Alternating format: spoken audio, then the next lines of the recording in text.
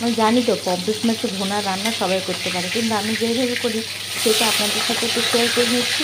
এখানে 500 পমফ্রেট আছে, সব কটা কড়া জালে ভেজে তুলে নিলাম।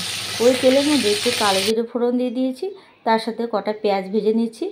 পেঁয়াজ ভাজার সময় অল্প করে আমি নুন দেবো, তাড়াতাড়ি পেঁয়াজটা ভাজা হয়ে যাবে। পেঁয়াজ বেশি ভাজবো না, হালকা করে ভাজবো। ওই যে নুন দিয়ে দিলাম।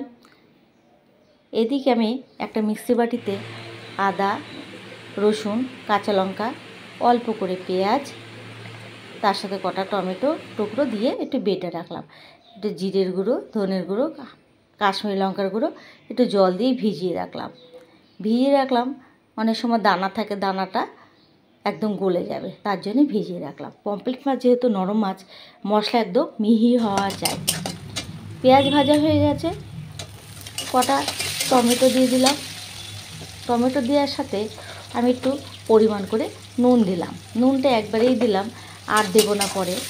আগে একটু নুন দিয়েছি, এখন একটু নুন দিয়েছি, বুঝে শুনেই দিলাম নুনটা, আর নুন আর লাগবে না।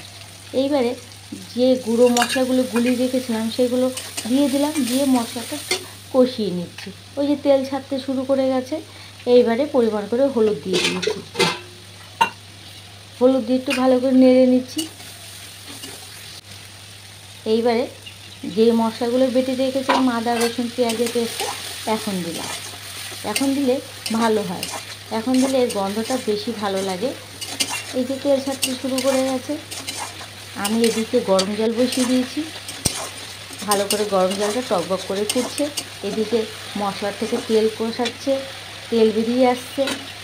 তখন জল আমি দিয়ে দিলাম। জল দিয়ে ঝোলটা একটু ভালো করে একটু ফোটাবো, টকবক করে ফোটাবো।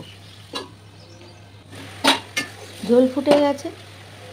এইবারে পমফ্রেট মাছগুলো আমি দিয়ে দিলাম। পমফ্রেট মাছ দেওয়ার সাথে সাথে গ্যাসের আঁচটা জোরে দিতে হবে, টকবক করে ফোটাতে হবে। আর কটা কাঁচা লঙ্কা দিয়ে দিলাম। কাঁচা লঙ্কা দিলে ফ্লেভারটা ভালো হয়।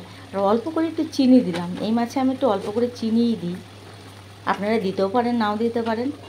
এই যে হয়ে গেছে পমফ্রেট মাছের ভুনা, একদম রেডি। এবারে নামিয়ে রাখলেই হবে।